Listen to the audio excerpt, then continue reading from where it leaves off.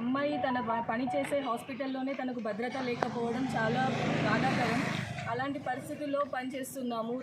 ఫ్యామిలీలనన్నీ వదిలేసుకొని ఒక ఆడపిల్ల వచ్చి డాక్టర్గా పనిచేసి తన ఫ్యామిలీనన్నీ త్యాగం చేసుకొని వచ్చి ఇక్కడ పనిచేస్తుంది. అంతటి డాక్టర్లని కూడా మీరు అమానుషంగా ఇది చేయడం చాలా దారుణం.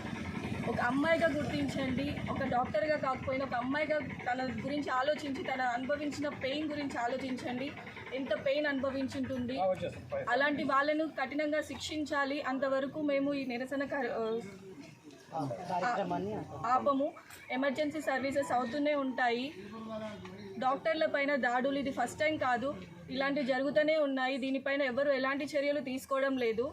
ఇది ఇంకా ఇలాగే వదిలేస్తే ఇంకా ఎన్ని దారుణాలు చూడాల్సి వస్తుందో తెలీదు. దీనిపైన ప్రభుత్వం స్పందించాలి. ఒక యాక్ట్, డాక్టర్స్ కోసం ఒక యాక్ట్ తీసుకొని రావాలి, శిక్షించాలి. డాక్టర్ల పైన దాడులు నిషేధించాలి.